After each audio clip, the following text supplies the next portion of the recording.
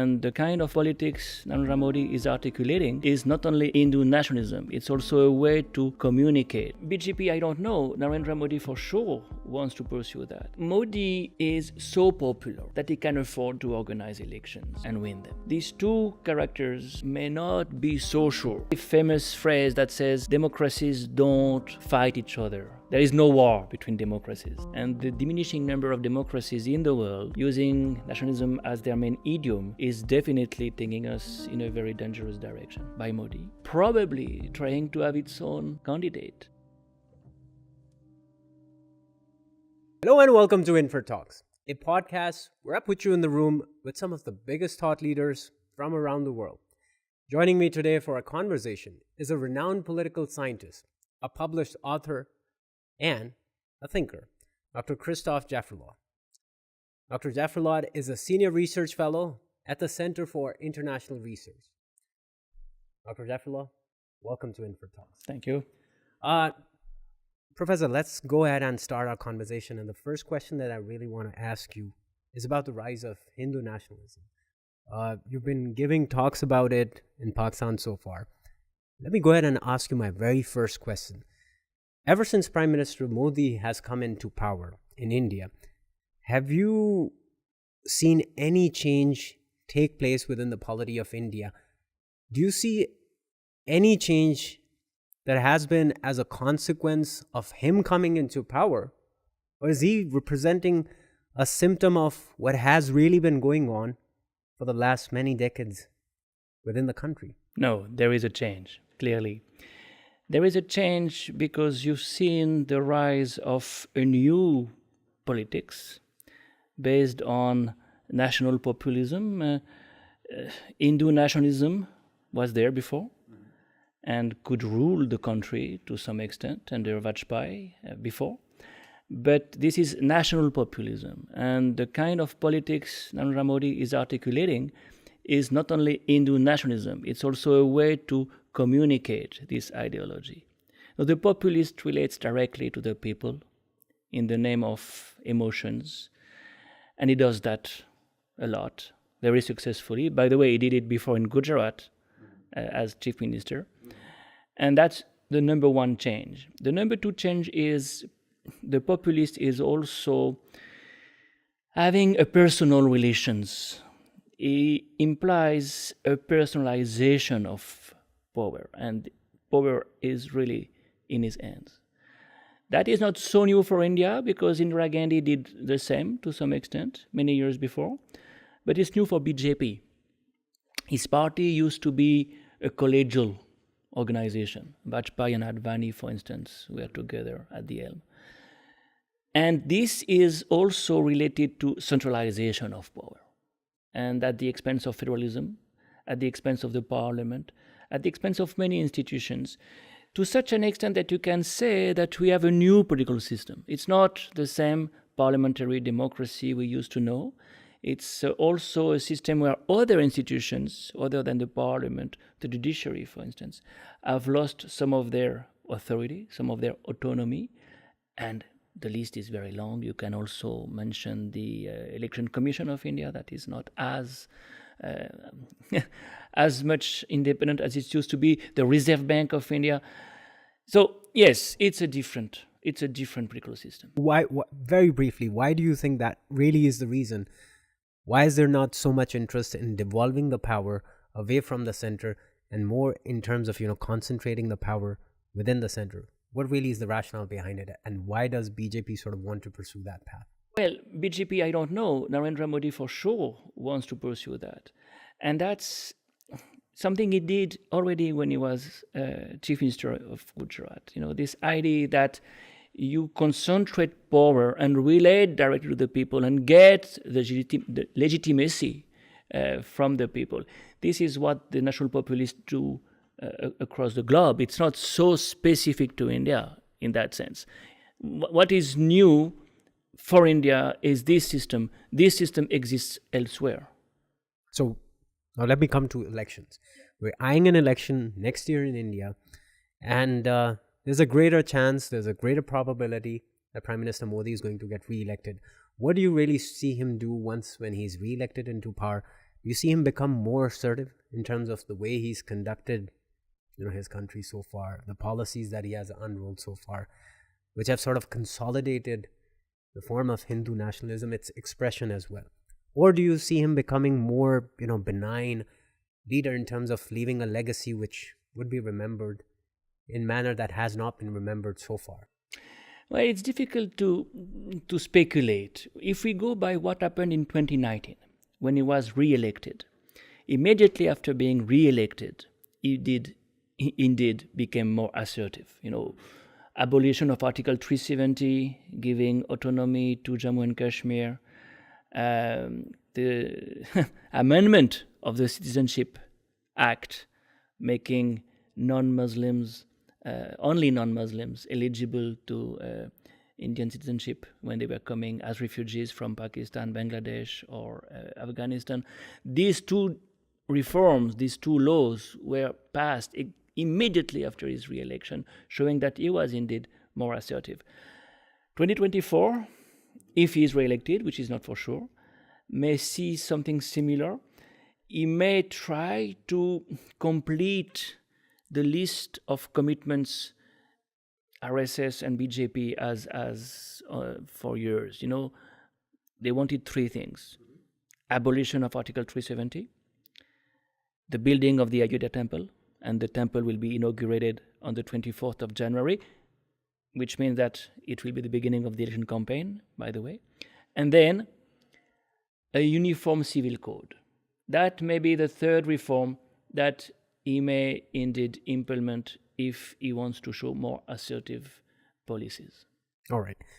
And now let me come towards, the next election that might be in 2029. And there has been talks that, it's perhaps Modi passing on a baton to a successor in 2029. What do you think would his successors do?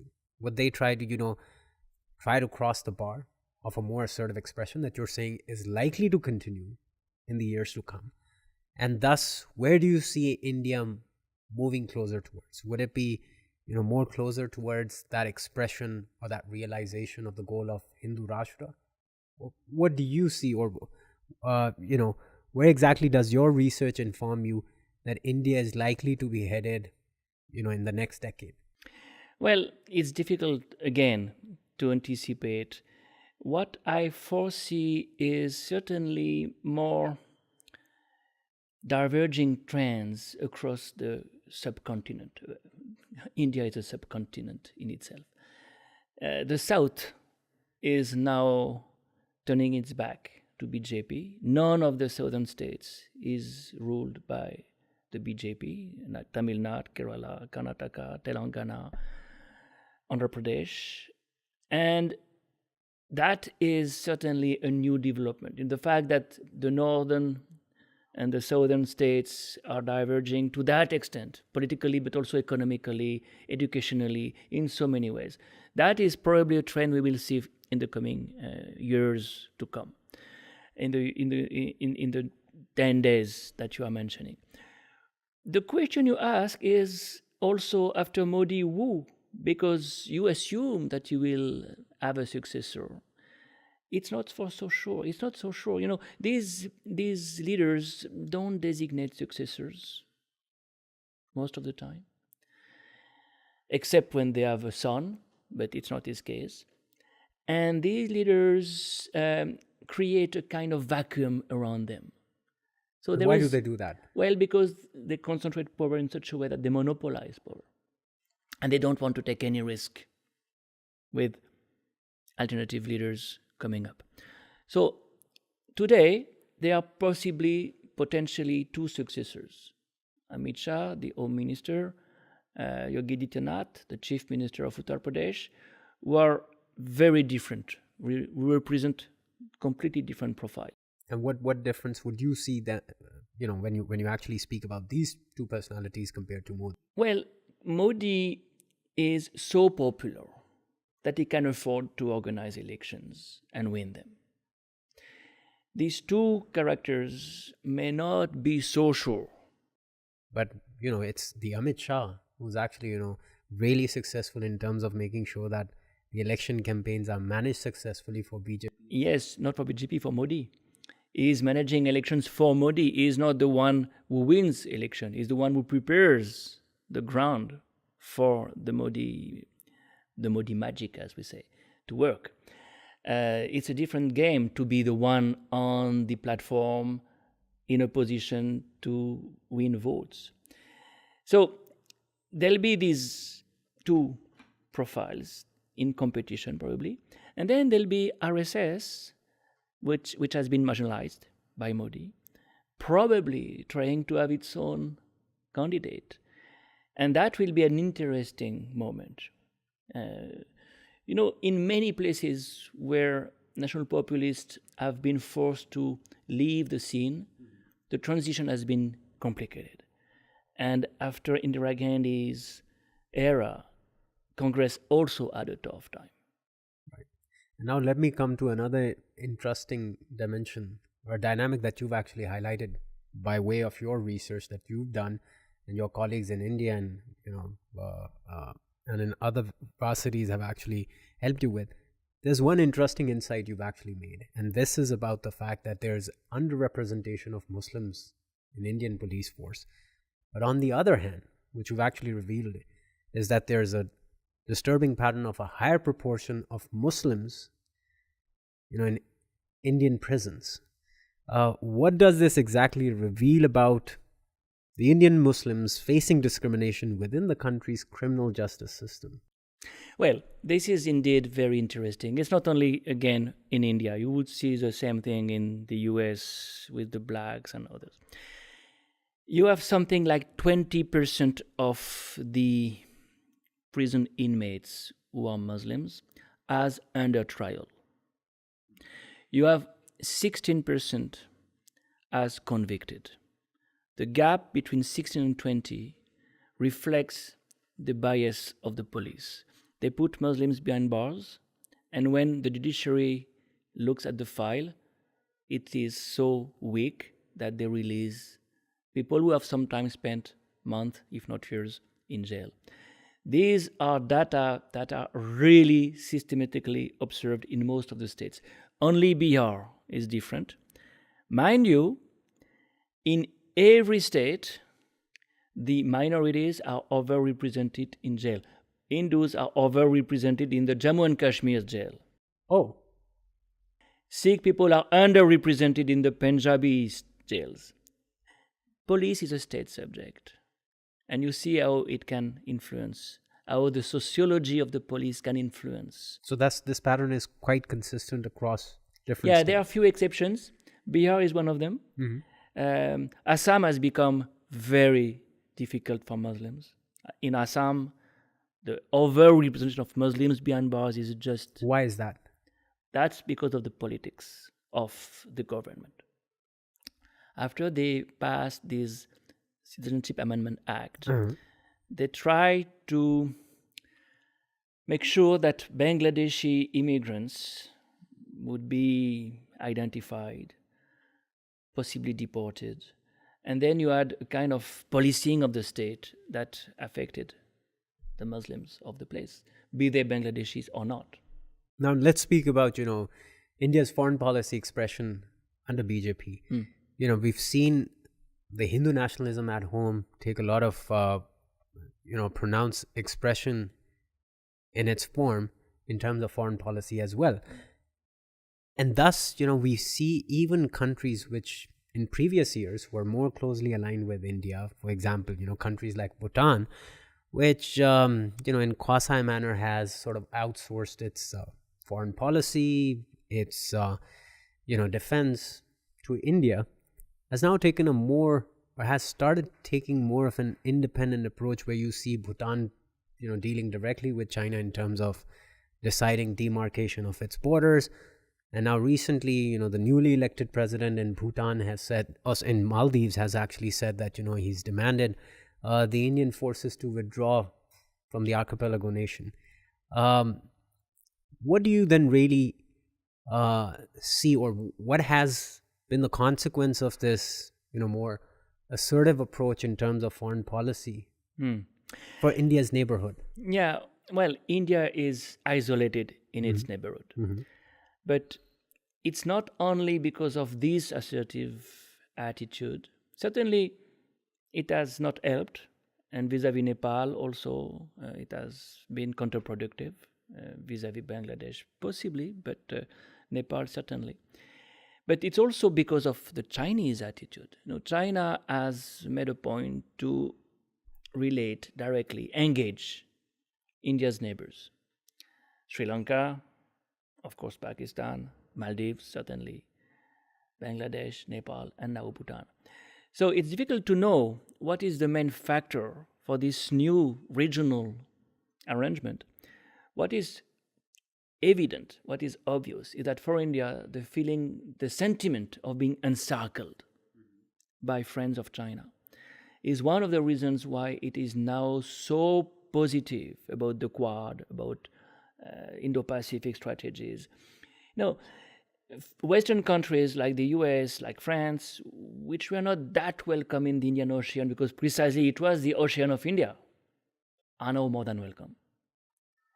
Precisely because you have to resist China in that part of the world where, new deep sea ports made in China, Gwadar, Ulaanbaatar, new military bases are creating a psychosis, at least a sentiment of encirclement on the Indians.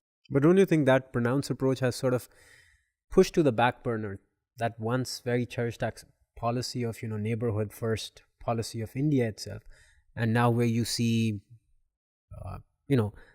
assertive policy leading to stonewalling of neighbors itself? Yeah, well, it doesn't mean that India is not trying to engage some of these countries. For instance, Sri Lanka. Yes. The attempt at building a port, you can say a joint venture, is there.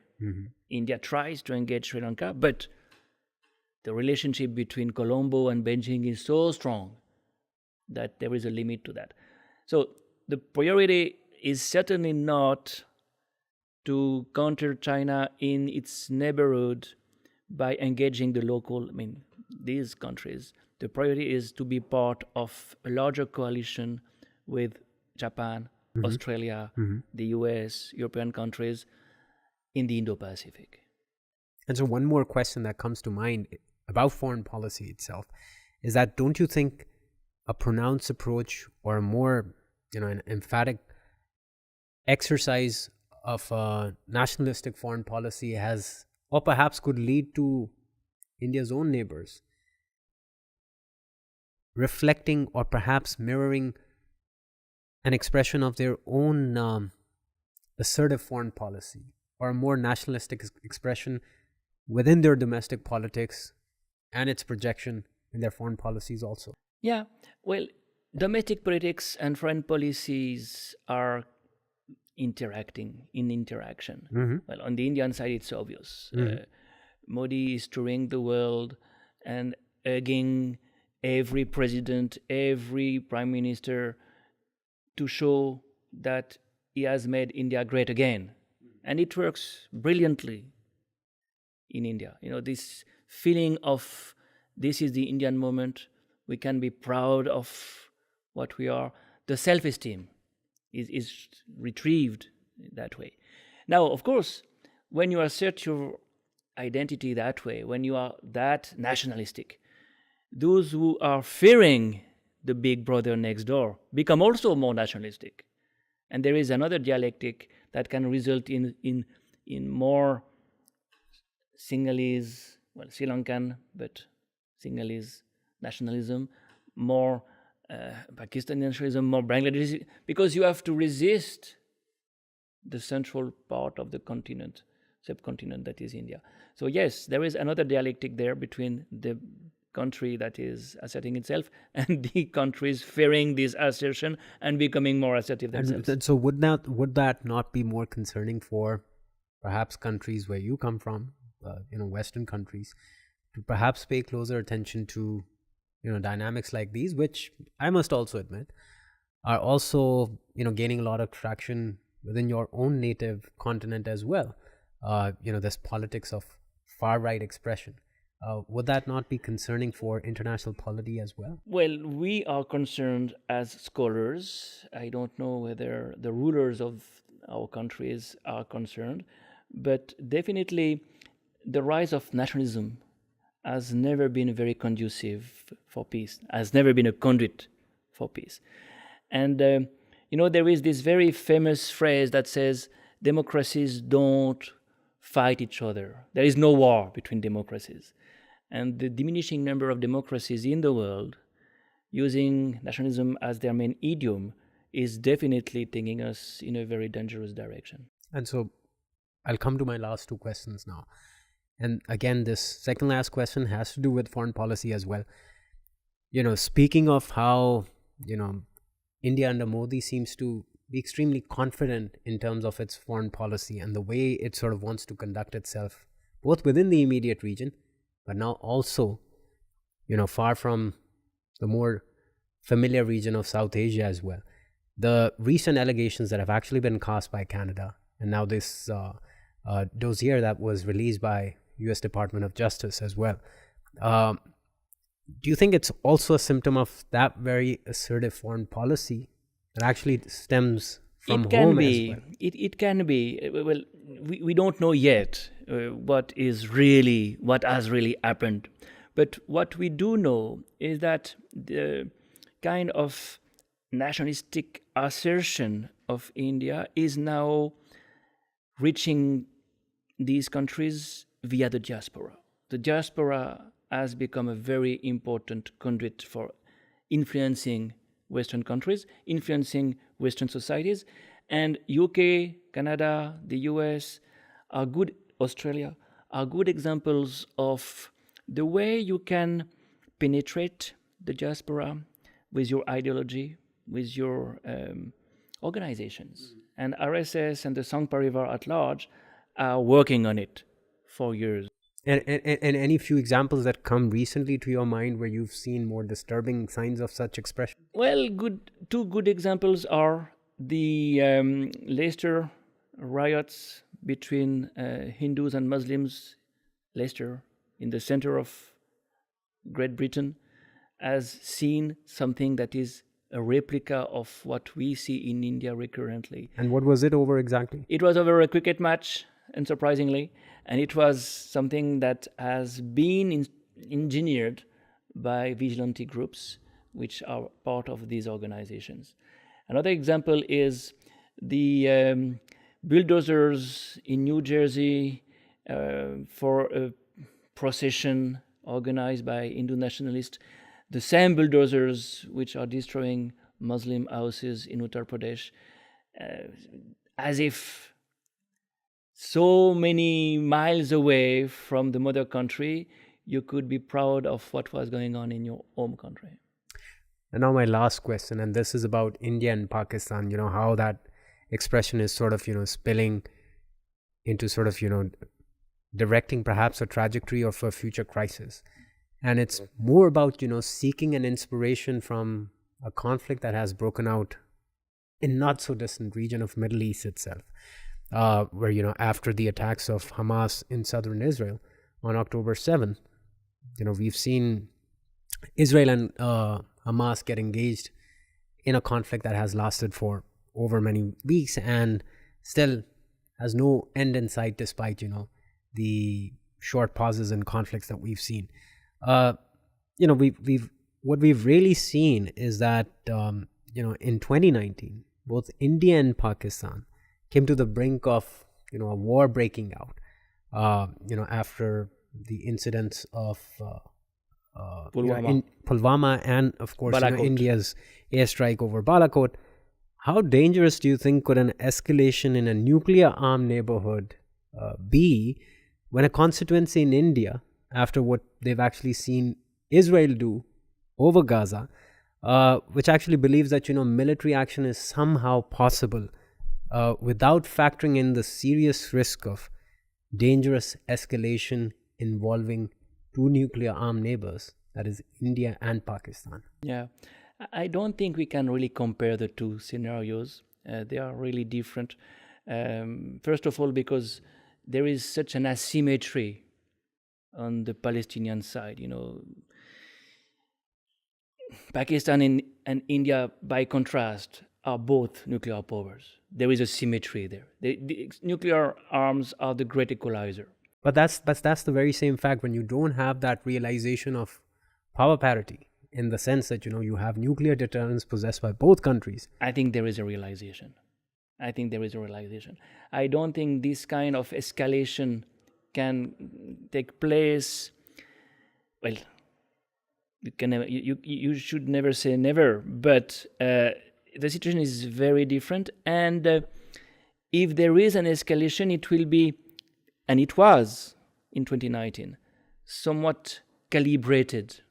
To go extreme is self-defeating on both sides. So I'm confident that... So what you're basically suggesting is that one should actually shy away from drawing parallels of what is happening between Israel and Gaza versus what could take place between India and Pakistan. Yes. It could be extremely dangerous. Yes. There are similarities. There is certainly a clear attempt by India at emulating the policies of Israel, to transform Muslims into second-class citizens, to somewhat colonize Kashmir by replacing the Kashmiri bureaucrats by non-Kashmiri bureaucrats taking their land and so on and so forth.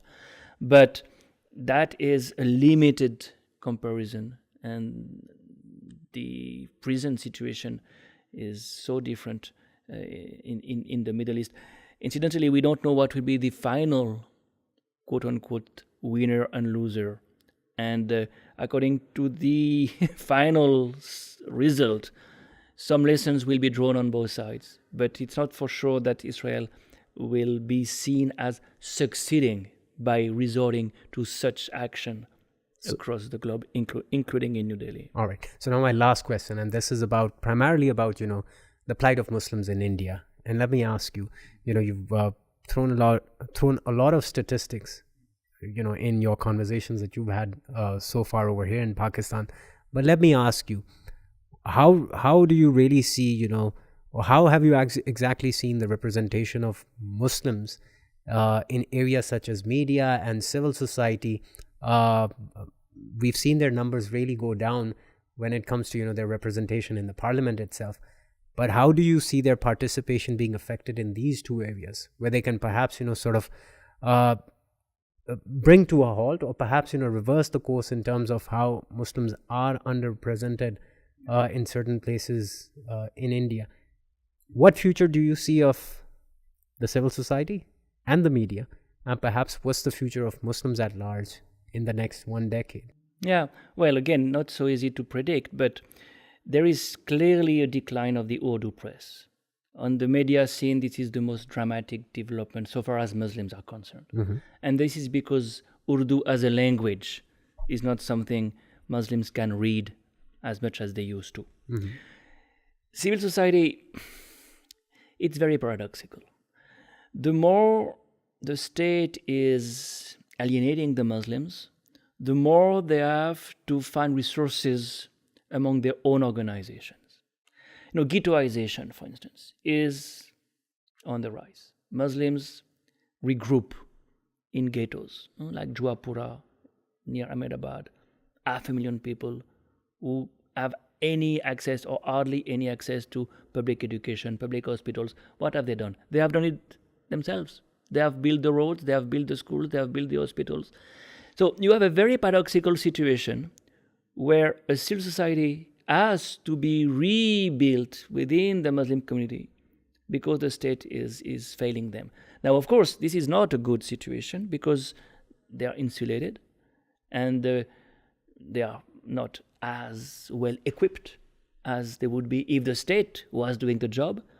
But this is a paradoxical development which, you see, makes things more complicated than we could imagine at first sight. Professor Christophe Jaffrelot, thank you so much for your time, sir. Thank you. Thank you for joining us for this conversation with Professor Christophe Jaffrelot. Our team works very hard to make this work possible, and it would mean the world to us if you could like and share our content And if you'd like to stay informed about our podcasts and other work, please hit the bell icon.